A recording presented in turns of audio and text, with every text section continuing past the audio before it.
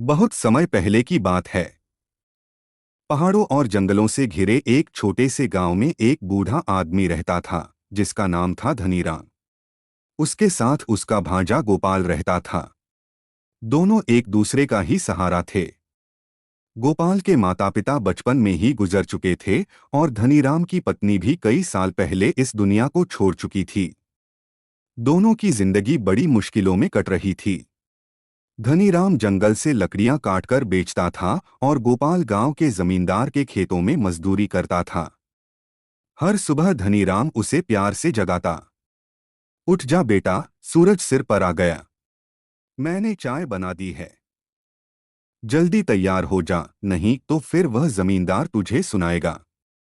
गोपाल गुस्से में बोला, मामा, वह आदमी इंसान नहीं, राक्षस है। दिन भर जान तोड़ मेहनत करवाता है और मजदूरी देते समय 100 बहाने बनाता है। कभी सोचता हूँ, काश हमारी अपनी जमीन होती तो आज किसी के आगे हाथ ना फैलाने पड़ते। धनीराम हल्की मुस्कान के साथ बोला, बेटा, हर इंसान की किस्मत अलग होती है। जो नहीं है उसके दुख में डूबे रहोगे तो जो है वह भी चला जाएगा। लेकिन गोपाल के दिल में अमीर बनने का सपना हमेशा पलता रहता था। कुछ दिनों बाद गांव में भयंकर बाढ़ आ गई। नदी का पानी इतना बढ़ा कि पूरा गांव बह गया। लोग अपनी जान बचाकर भागने लगे। धनीराम और गोपाल भी किसी तरह बच निकले। रात होते होते दोनों एक दूसरे गांव पहुंच गए। वहां उन्हें गांव के बाहर एक टूटी फूटी झोपड़ी दिखाई दी। वही उनका नया ठिकाना बन गई। अगले दिन दोनों काम की तलाश में निकले। गांव के सबसे बड़े व्यापारी सेठ माधवदास ने गोपाल को अपने खेतों में काम दे दिया। सेठ बहुत दयालु था।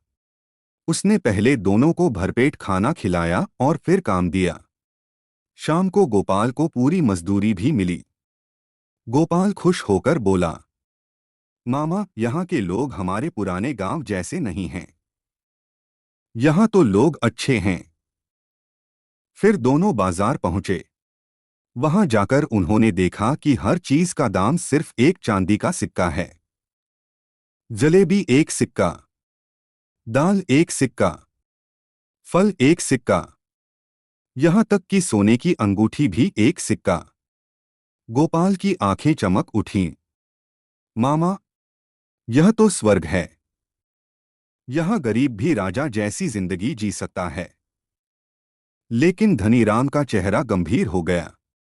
नहीं बेटा, जहाँ हर चीज बराबर हो जाए वहाँ न्याय कभी बराबर नहीं रहता। यह सब मुझे ठीक नहीं लग रहा। उन्हें पता चला कि यह सब गांव के राजा वीरकेतु का आदेश था। उसका मानना था कि अमीर और गरीब में कोई फर्क नहीं होना चाहिए, इसलिए हर वस्तु की कीमत एक समान कर दी गई थी। गोपाल खुश था, लेकिन धनीराम डर गया। उसने कहा, जिस राजा को चीजों की सही कीमत का ज्ञान ना हो, वह इंसानों की कीमत भी नहीं समझेगा। धनीराम गांव छोड़ना चाहता था, मगर गोपाल नहीं माना। आखिरकार धनीराम अकेला वापस अपने पुराने गांव लौट गया और गोपाल वहीं रह गया। समय बीतता गया। गोपाल ने खूब पैसा कमाया, बड़ा घर बना लिया, अच्छे कपड़े पहनने लगा। उसे लगने लगा कि उसने जिंदगी जीत ली है। लेकिन एक दिन सब बदल गया। राजा वीरकेतु के सैनिक एक चोर को पकड़कर दरबार में लाए। चोर एक व्यापारी की थैली चुराते पकड़ा गया था। सबको लगा राजा चोर को सजा देगा। लेकिन राजा बोला, गलती चोर की नहीं, उस आदमी की है जिसने अपनी थैली संभालकर नहीं रखी। अगर वह सावधान रहता तो चोरी नहीं होती। राजा ने व्यापारी को फांसी की सजा सुना दी। अगले दिन जब उसे फांसी देने की कोशिश हुई तो फंदा उसके गले में फिट नहीं बैठा। राजा क्रोधित हो उठा, जिसके गले में यह फंदा ठीक बैठे उसी को फांसी दे दो। सैनिक पूरे गांव में घूमने लगे। उसी समय बाजार में सामान खरीदते हुए गोपाल उन्हें दिखाई दिया। फंदा उसके गले में बिल्कुल फिट बैठ गया। बस फिर क्या था, उसे पकड़ लिया गया। गोपाल रोता रहा, मैंने क्या अपराध किया है?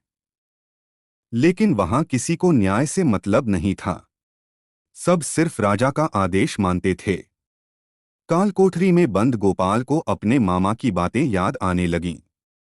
मामा सही कहते थे, लालच इंसान को अंधा कर देता है। उधर धनीराम को खबर मिली कि गोपाल को सुबह फांसी दी जाएगी। वह तुरंत उस गांव पहुंचा और रात में चोरी छिपे गोपाल से मिला। गोपाल रोते हुए बोला, मामा मुझे बचा लो, मुझसे बहुत बड़ी गलती हो गई। धनीराम बोला, डर मत, कल जो मैं कहूं बस वैसा ही करना। अगली सुबह गोपाल को फांसी के तख्ते पर लाया गया।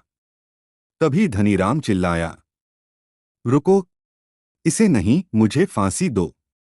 सभी हैरान रह गए। गोपाल भी तुरंत बोला, नहीं, फांसी मुझे चाहिए। राजा चौंक गया, तुम दोनों मरने के लिए लड़ क्यों रहे हो? धनीराम बोला, महाराज, आज का मुहूर्त हजारों साल में एक बार आता है। जो इस समय फांसी पर चढ़ेगा, अगले जन्म में चक्रवर्ती सम्राट बनेगा। राजा की आंखें लालच से चमक उठीं। उसने सोचा, अगर ऐसा है तो यह मौका मुझे मिलना चाहिए। मंत्री भी बोला, महाराज मुझे यह अवसर दीजिए। लेकिन राजा नहीं माना। वह खुद फांसी के तख्ते पर चढ़ गया। जैसे ही सबका ध्यान राजा पर गया, धनीराम और गोपाल वहां से भाग निकले। दोनों बहुत दूर निकल गए।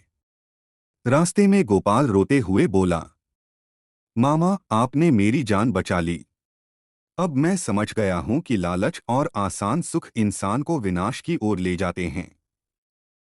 धनीराम मुस्कुराया और बोला, बेटा, मेहनत से कमाई गई सूखी रोटी भी उस ऐश से बेहतर होती है जहां न्याय और समझ ना हो। उस दिन के बाद गोपाल ने कभी लालच नहीं किया और मेहनत तथा सच्चाई के रास्ते पर चलने लगा।